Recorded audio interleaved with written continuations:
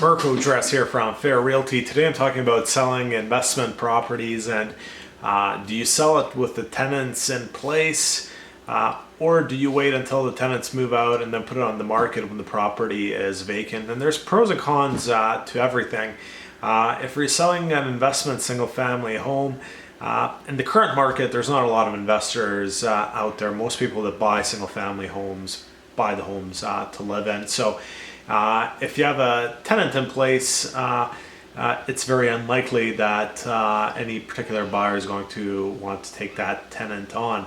So the pros of selling with a tenant in place is you continue with a monthly cash flow. So if the property is not selling, you're getting money every month to hopefully cover all your expenses. The cons of that are the property may not show as well as it would otherwise, especially if the tenants are not if the tenants want to stay there and they're not very motivated to have that property sold, the property might not present in its best light. That being said, I did list a property a month ago or so where the photographer thought the property was actually staged and it was the tenant's furniture. So don't want to overgeneralize, but sometimes tenanted properties may not show as well. You have the other option of waiting for the tenants to vacate and then putting the home up in the market. The con of that is if the property sits on the market for a long time, you've lost all that cash flow.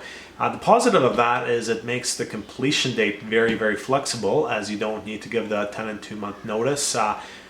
With the 2-month notice, a lot of people don't know you also have to give the tenant the second month free. And this is the 2-month notice where the buyer gives in writing that they're going to be using the home as their primary residence, and then you as the seller give the tenant 2 months notice. So pros and cons to both different approaches. So something to think about if you're selling an investment property that currently has tenants in place.